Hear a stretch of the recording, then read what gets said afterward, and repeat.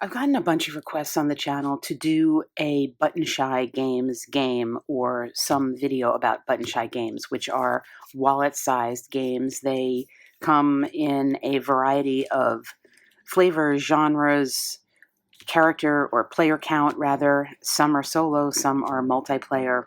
And I looked at the website and initially reached out to them to get a copy of Spaceshipped because it seemed like that almost 4X-ish kind of trading space game was one of the heavier weight ones and might be, therefore, the most appropriate for the channel. I got the game, I've played it a bunch, it's kind of addictive, and I've been enjoying it, but I'm not sure I'm going to be doing a video on it for a variety of reasons, mostly because I'm not sure I have anything to add to the conversation that's already online about that game. But when they sent me that game, they asked if they could include something called Shades of Ink. Shades of Ink is a wallet-sized solo role-playing game that is by Jay Yates and published by Button Shy. And when they first asked if they could send it, I looked it up, and I have to admit, I was like a little skeptical about the gameplay. It says one player, ages 12 plus, 30 minutes, and it is described as we'll look here in the guidebook. It's a solo role-playing game, a story told by you using the framework of the game. How you tell the story is up to you.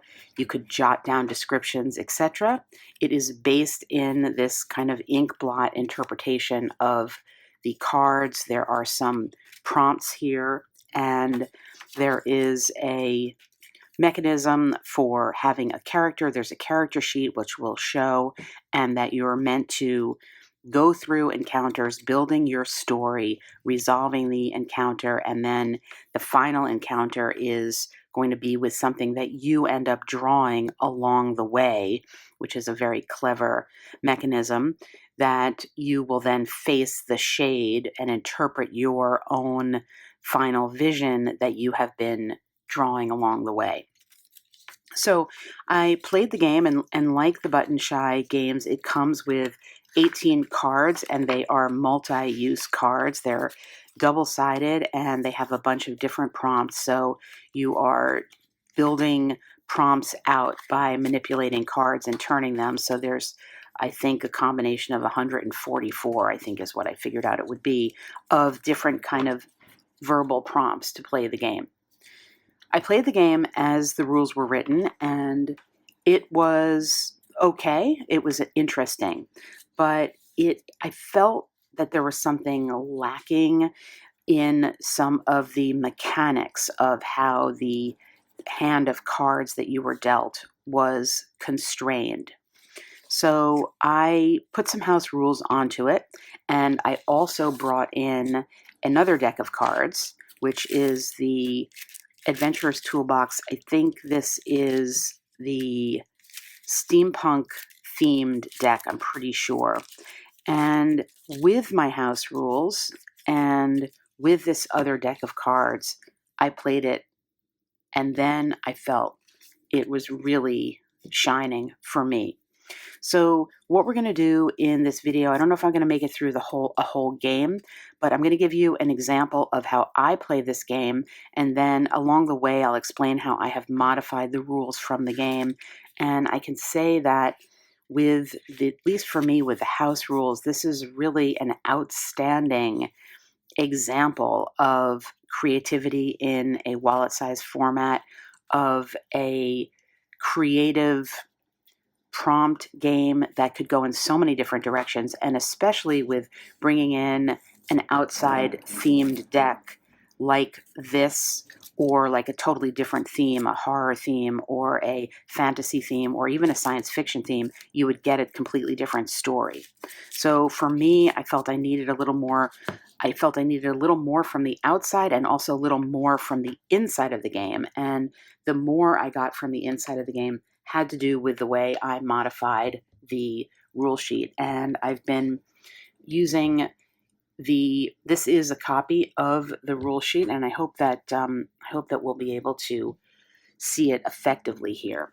The key thing that I am doing differently in the game is that per the rules, you start out with one of the top 3 abilities, ways of manipulating your hand of cards. And then as you go through the game, you can build up to get more of them. I'm actually playing completely the opposite way, which is to say that I have access to all of these abilities, well, except this one because it's not relevant in the house rules. I have access to all of these, and anytime I use one, I have to tick it off. So I only have the choice of using any of these 2 times during the course of the game. Also, very different than the rules. In the main rules, you are getting a hand of 4 cards that you stick with for the most part, unless you can acquire a card. In my rules, you are constantly getting new cards.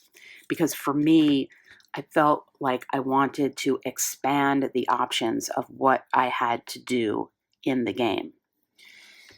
Following along the game, essentially you are playing a character, and we'll see how I develop mine, and going through 8 encounters. That is the length of the game.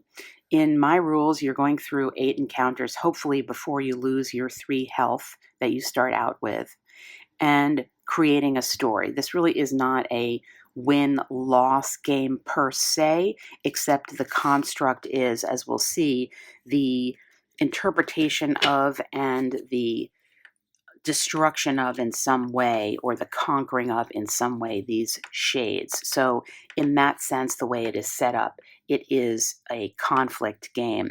But the concepts of win and loss really have to be very narratively understood. So I think that's enough preamble. We're just going to say that we're going to shuffle these cards. And again, the use of the cards, they're multi-sided. So during the course of the game and play and shuffling that will happen, I will be sort of turning them around. But in this case, I'm going to deal myself 4 cards for my initial hand, and I'm going to start with the initial encounter. You set up encounters in this format. So the encounter is comprised of this kind of shape and a prompt that we will read in a moment. But at the outset, for me now, bringing in talking double-sided cards, I'm going to get, using these random words, the prompts and the kind of establishment of my character. So I have discourage unholy creature. Well, that's pretty straightforward as a kind of narrative trajectory for my character, that perhaps the goal of the game is to discourage or overcome some unholy creature. Maybe these shades that we are seeing are manifestations of it. And we'll look a little more just to kind of see, what do I have? I have a ceremonial weapon, a ritual dagger, a parade sword. I think I am, in this case, the concept of unholy and ceremonial. I think that there is some aspect here. Maybe I'm a sort of cleric sort, although it's not the high fantasy in that way with a cleric, but I am an order of good, I think, in fighting evil. And there's some spiritual or aspect here of divine. Maybe my divine good is fighting against the divine evil. So to start, we're going to be looking at this first encounter, and we read these prompts. It cowers behind a shield of mud. Will that prevent it becoming vacant? So those prompts, which are sort of confusing in a way, in conjunction with this image and what I just described, one interprets the image. And what do we see? Well, here I think what I would interpret this is, I see this kind of light, the focus on this as an area of brightness. And I think it's describing me maybe coming into the day that I'm setting out to find this creature or to vanquish the unholy. And it is the cowering behind a shield of mud. The cowering part is what I'm picking up on, that the entity is sensing my power and becoming afraid. Will that prevent it becoming vacant? Well, maybe it's going to try to leave before I can actively conquer it. And so this is the description of the first encounter. And the way it's going to work here is bringing in, my goal is for each of the 8 encounters to get rid of both of the cards in some manner. And if I don't, I will lose a health. My health will go down. So we look at our hand of cards, and this is where the abilities come into play. Looking at the values that we have here, can we use any of these abilities with what we've got? And one is that we could play one of these cards to study this entity, and then we can play a card of a different type, and we can destroy an encounter card of that other type. So in this case, what we could do is we could play one of these cards, and we would be able to destroy this blue by playing this card, thus leaving us with these 2 cards. And the goal is ideally to destroy both these cards in this encounter. And if we did that and we were left with these 2 cards, could we use them in any way? We would not. There's no other option open to us to do that. Although I think that is probably the best that we can do here, because the goal is to destroy as many encounters as possible, as I said before, we ourselves lose health. So in this case, we are going to play this card with this blue card, and we will be able to then to destroy this card of the other type. The destroyed cards are going to go over here. These are going to be recycled.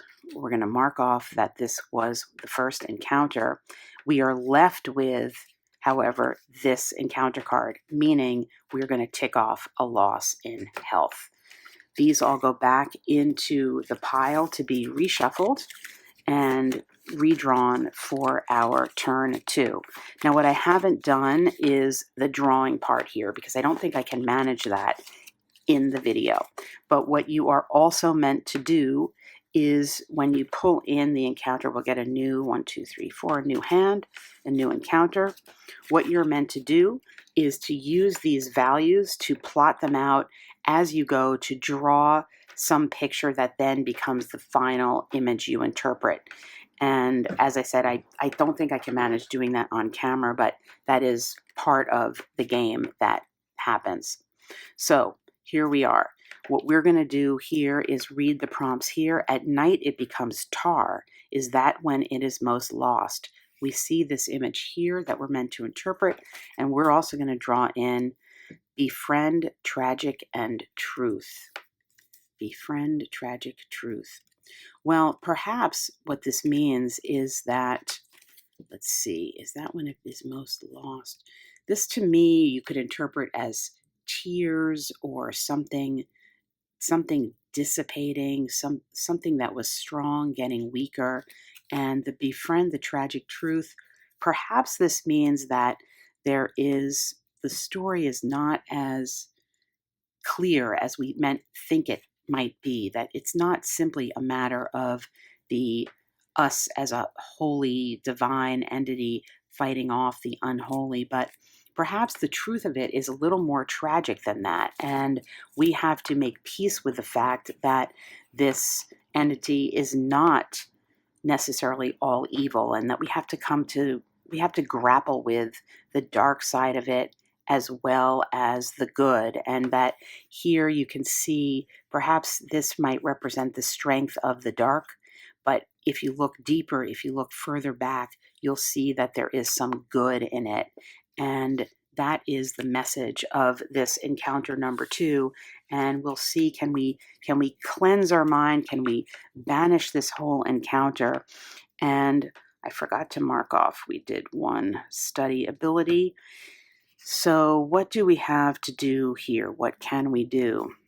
Well, we could play this slam. We could destroy an encounter card by playing 2 in descending order. So we go from a 5 to a 3, and we can get rid of this encounter that way. These go back to the recycle. And what do we have left here? We don't really have, again, Well, we could diversify. We could play 2 cards of the same type. We don't have a card in our hand that we need to destroy, but we can capture this encounter card, which will prevent our health from going down. So we will discard these. We're going to retain this, and that was the second encounter.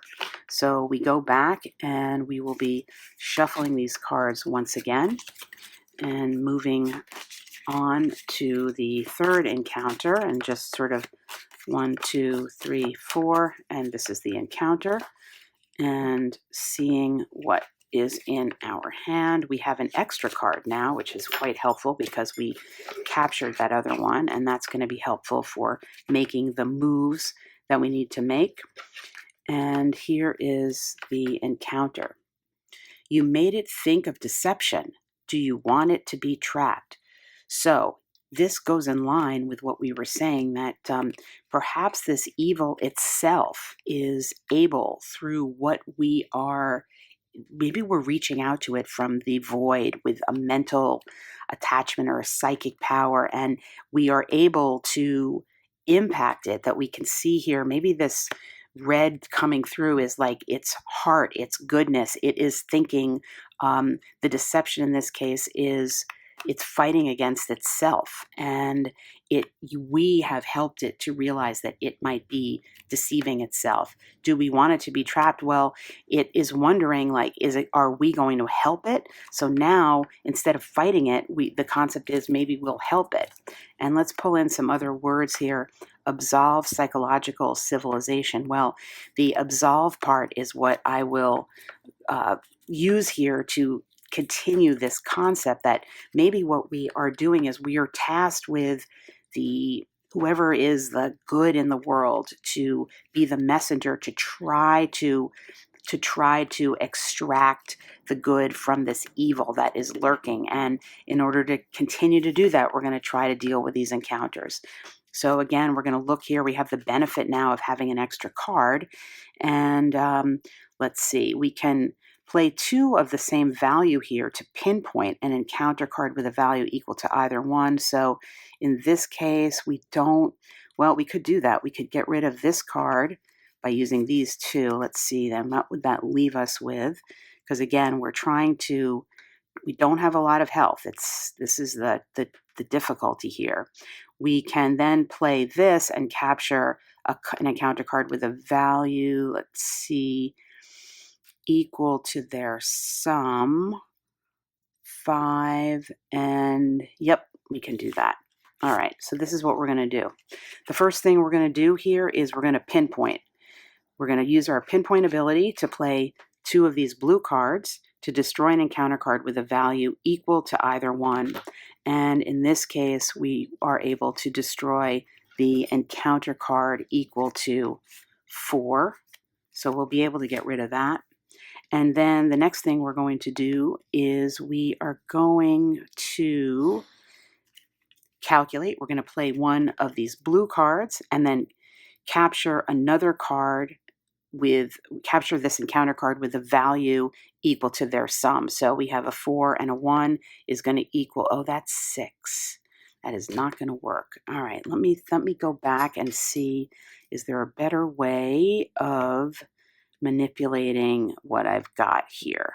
All right, I had a chance to think about it, and actually what I am going to do instead is I'm going to play Unify, which allows me to play 1 card of each type to capture 1 encounter card and destroy the next, which will get rid of the encounter and also give me an extra card. So capturing is kind of the name of the game, in a way, to give yourself the most flexibility with interpretation and access to the abilities. So the question really is, so I would be playing, any number of these cards. I don't need to worry about really which ones, because that's going to take care of the whole encounter. The question is really, which type do I want to be left with? And to some extent, I can look and see my abilities here to see which would be most likely for me to use. So I'm going to play Unify as so, and it really, it's not really going to give me anything. I think I'm going to keep the red card, because that is used with an ability that requires descending order. So I think having possibly an extra red card could help. So I will destroy this card. I will get rid of that encounter. That was the third encounter. And really, the story where we are here now, the story is almost taking a turning point, because it's like the are now, so we're going to discard these and we're going to do some shuffling as I talk. We are really now almost in relation to this thing that we were trying at the outset. It seemed like we were fighting this evil spirit in using our good. But now we can see perhaps there is something, an energy or entity trapped within it that is also trying to fight against something else. And we are maybe tasked with being the agent of relating to that and continuing a communion with that. So we'll get our 4 cards. Oh, you know what? I shuffled that card in. All right, it was a red one. I don't remember which one. I'm not going to go back in the video to see. You know what? I am going to go back in the video. Okay, oof. All right, I found the card. This was the card I was supposed to have, so we're going to leave that out and then again continue the shuffling. So again, you want to be turning some of the cards over and turning some of them upside down and all the rest to get the maximum exposure to all the prompts. So now, having done that, we will get our hand of 4 plus the 1 for the 5. So this is what our hand of cards is right now. And we are going to draw in the next encounter, which is as such right here. Here's our image. It has a deep fear of rain and hail. Why is it always ambivalent? Well, rain and hail, I'm going to interpret as loosely just the environment, the world that it is in. Why is it ambivalent? Well, we're seeing this internal struggle here. And let's just pull in another random card here to talk about bargain, arrogant, and aura. Well, the bargain part, I think, refers to it. Maybe it's ambivalence. It's struggling with itself to decide whether it is going to relent, whether it is going to give in to evil, and it is perhaps seeking help. So more of the same theme, and we would like to help vanquish its fears, vanquish the torment that it has, and that will be represented by getting through this encounter. So again, we're going to turn to our hand of cards here and see. We'd like to destroy.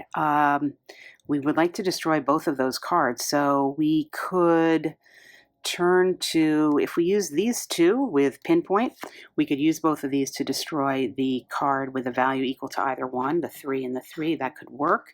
If we did that, we would be left with this one value here, and we could then play slam these 2 cards. So my little plan there worked in descending order to destroy the other encounter card. So that's going to get us through both encounters, or the complete encounter. So we've done that, and then we discard all of our cards. We're left with an empty hand, and we're halfway through. We still have 2 health left, but that is, you could see in this way of playing, it's a little bit precarious just having the 3 health.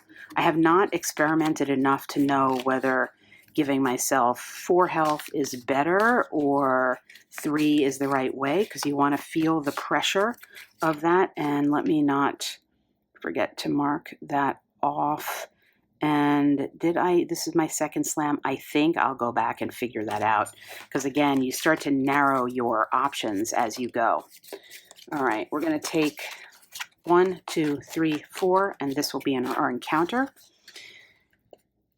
You make it think of nothing. Do you want it to be reflective? Okay, well, here we can see perhaps again the redness coming through, the redness representing heart or humanity. We are at this point now fighting with it to extract its humanity from it, and we could see that representing perhaps it's working by this red coming through. And we can look at our hand of cards here to see, and let me also draw in a sort of a random prompt here from these cards, what do we have here? Confuse Arcane Container. So this is telling me that not only are we trying to draw out the humanity of this, but that we are all existing, we're all contained within a world that is trying to confuse us, trying to use its dark arts to pull us toward it. And we ourselves are beginning to realize that we are a puppet in that as well, that we are perhaps as one in a sense with this entity. Maybe we have escaped ourselves, and now we're turning back to help and aid our remaining relations that were left there. So you make it think of nothing. Do you want it to be reflective? We do, and we are succeeding. So let's take a look at our hand of cards and see whether we have some options here. We could study this, and we could study it with these two and destroy one card, which would be this card. We could play one of these and a different type and then destroy an encounter card of that second type. So that could possibly work. That would leave us with these two, and we could calculate perhaps to play one of these and capture an encounter card with a value equal to their sum, but that is not going to work. And could we do anything else? We could play two of these and destroy an encounter card with a value equal to either one. That's not going to work either. So we're going to take some...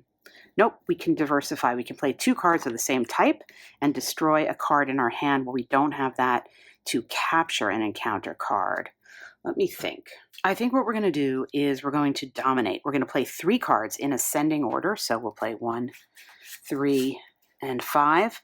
And we will destroy two encounter cards with that. So we're just going to dominate this. We are just going to, thematically in our story, we are going to be essentially reaching in to this entity to even bring forward the goodness even more, and also at the same time as we become stronger, we both unify and start to fight against that larger container that is trying to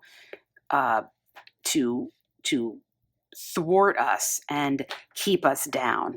And so that is how we're going to get through that encounter. And we've been pretty successful at this point in achieving our goals, but we're not there yet. We are not there yet, because if we can't get through the 8th encounter with some health remaining, all of our efforts will be for naught. 1, 2, 3, 4, and here's our encounter. You sense it emanating illusion. How can you escape feeling fearful? So what's happening here, what this is telling me, is it's separating, it is responding to our entreaty to come away from the dark side, to come to good. And yet we are now a little bit afraid, because it's hard when you work for something so long to achieve a goal without having some self-doubt. And this is a sense that we are having some self-doubt, that it is separating. We can't tell whether it's coming in to our mind as a calm presence, as the efforts, as the outcome of all of our efforts, or perhaps we have self-doubt. Perhaps we are afraid of it and wonder whether it is here to consume us. And perhaps the outcome of this encounter will tell that. If we can't successfully defeat it, we will know that maybe it is not all good, and maybe it is turning upon us who were meant to be its liberator. So let's take a look at our cards and our options here. We could play one of these cards with a different value and then destroy an encounter card of the other type. So for example, we could do this and destroy one of the blue, or we could do this and destroy one of the red. So that's some nice flexibility there. If we did that, we're definitely involving one of these cards. What else could we do? We don't have two of a kind. Let's see, we have all these 1 values. We can't dominate again because we're not going to get cards in the ascending order like that. And we could calculate. So I think we're going to be able to calculate, and we're going to be able to what did I say? Study. We're going to be able to calculate and study, I think. Let me do the math. I think what we're left here is we need to, I think I'm going to diversify. I can't get both of these in any way, but I can capture a card. So I can play 2 cards of the same type and basically then destroy a card in my hand and capture an encounter card. So then again, the question is, which of these 2 would I want to capture? I'm not sure it makes a difference. I'm going to go with the red. So we're going to destroy that. We're going to capture that with these 2 and destroy the rest of our hand, and this will remain with us, and we will check that off, and that's the last time we can do a diversify. And again, what this is saying to me is it is here, it is remaining present, and we are facing off now. We're really just facing our own fears and anxieties about whether or not what we have been doing is ultimately going to be rewarded by the freeing of a good soul, or whether in fact we have been trying to help someone who will become a traitor to us. And here is our hand of cards. We will add this into it, and here is our penultimate encounter. And it says, like a shapeless mass of ash, can it even feel alienated? So this says to me we're really on the brink of, as it gets closer, as it's coming toward us, we're really on the brink of seeing that it was perhaps an illusion. It's fainter. It is the 2, what looked like 2 strong things together, I can't remember which way that was,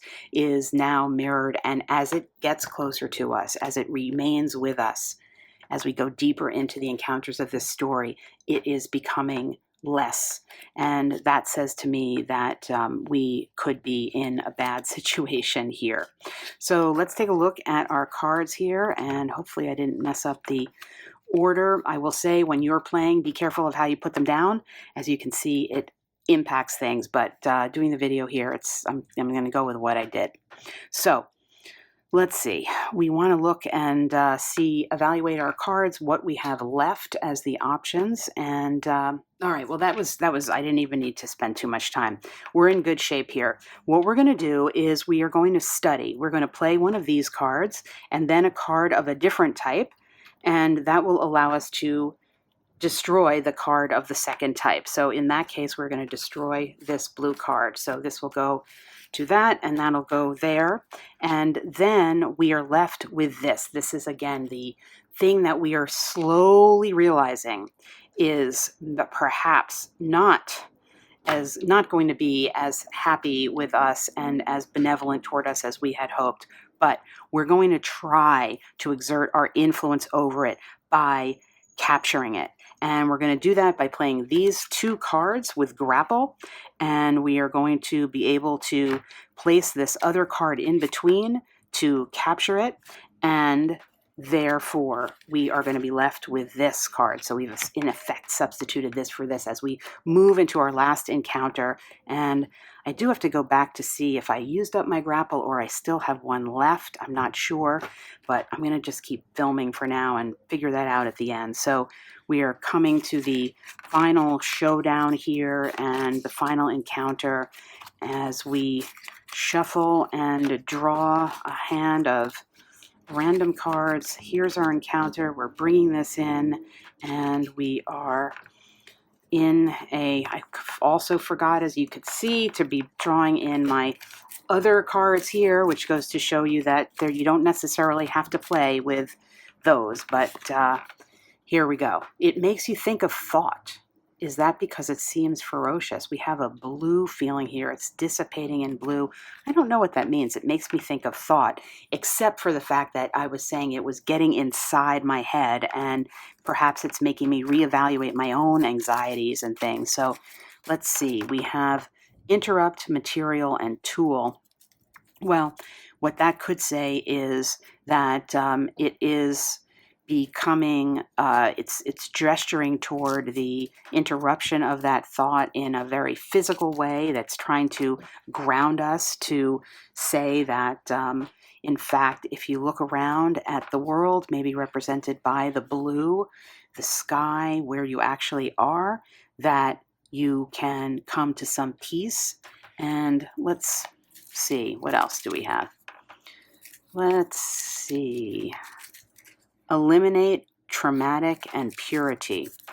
Well, in that case, it might be gesturing us to say that you can eliminate these anxious thoughts and bring in purity by grounding yourself, and that we have joined successfully with it.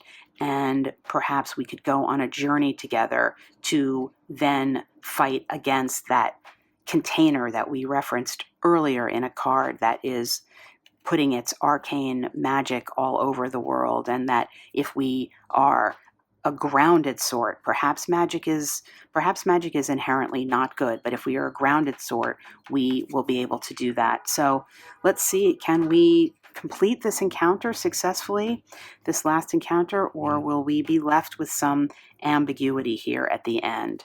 So evaluating the cards and what we have left, we can't pinpoint. We could play this card, we could calculate with another card, and then capture an encounter card with a value equal to their sum. That's a 4. Do we have a 1 here? We do.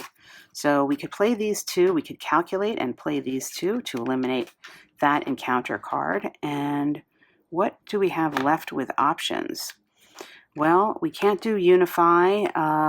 Do we have 3 cards in ascending order? 4. Oh, we do. Wow, we do. We have 4, 5, and 6.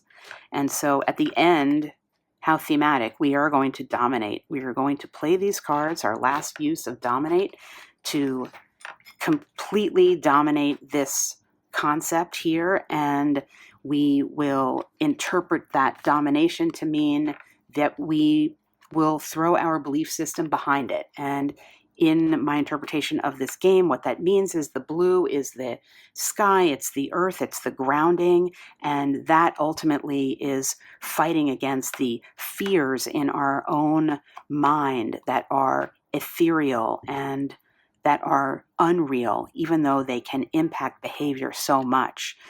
The question about whether or not what we were attempting to do, whether this was a good or evil entity, I think that's going to remain unresolved here in this game.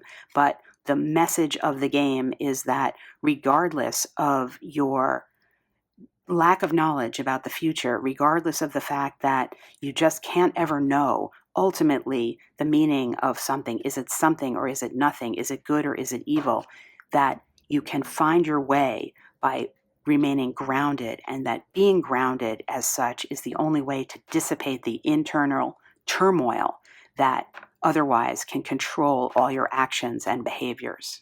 All right, well, wow, I was not prepared for this game, Shades of Ink, to enter my life. As mentioned at the outset of this video, when I got it, it was just sent along with something else that I was asking for. And I looked through it, I set it up, and I was sort of not super thrilled. But then I was thinking about it, and I put on my house rules to it, which allowed for the access to all the abilities and therefore the card manipulation that I showed you, as well as bringing in this case, I think it's the Steampunk Adventurer's Toolbox or whatever these are called. I'll put the right name in the video, to give some prompts. And you could see as the video went, I sometimes forgot to actually use them, but I found that they did help. And then with that happening, I was able to really get into this game and see the possibilities for it.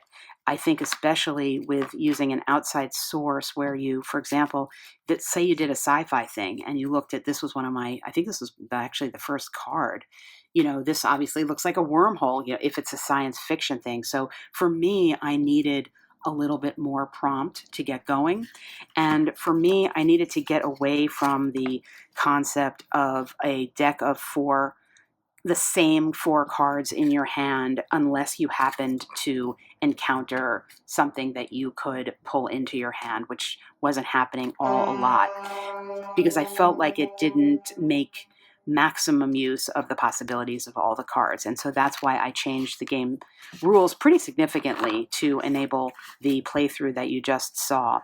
But there is a lot here in these 18 cards, and I think if you are a soloist, and let me be clear, the game is definitely playable with these rules, but for me, it didn't allow for as expansive a narrative as I wanted. And as I said, I did not show you any of what is also meant to be in the game, which is the drawing of the final encounter here, which along the way I could have been plotting this, and I just didn't do that. I don't think it really was deleterious to my gameplay, but you could be doing that as well. It's a very clever mechanism. So you're like slowly bringing something into visualization that you then interpret in the end. But for me, the management of these abilities and the refreshing of the cards each round that I had in my hand allowed for enough game mechanics to direct the action. And then I tried to bring into the story the outcome of those mechanics so that when I was able to capture a card, I made that a narrative thing. And the way that that didn't make the game too easy was the fact that I only gave myself 3 health. Now, in this case, I only lost 1 health during the course of those 8 turns. But you could very easily see that it would be easy to lose the health if you were not able to successfully get rid of all of those encounters. So Shades of Ink, it's a super clever design and really makes use of all sides of the cards and all ways of the cards. And as I said, I probably should have even twirled them around a little bit more when I was shuffling them, but you can see all the possibilities that do exist and the vast number of narrative prompts that you can get to bring in and shape the story that you're telling. And using some type of external, similar single word or few word prompts as I did here, I think provides yet another help, narrative help to shape the action. And deciding that you're going to use a themed deck for some horror or sci-fi, or as I did, a sort of, I don't know what it ended up being. Horror-ish, steampunk, mental, psychic, something. It ended up being very psychological, which is, of course, appropriate to the Inkblot theme, would give significantly different gameplay. So that, again, if this were, I think this was one of the ones that we had, or something similar, if in a sci-fi world, I mean, this could be an encountering some 2 tentacled menaces that are guarding something that you're trying to get, or whatever. Really very, very, very varied stories that you could develop using this set of cards that come in this nifty little wallet from Button Shy Games. And I'll say that this is really unique in the solo RPG space. I have not seen anything like this, and I really highly recommend it.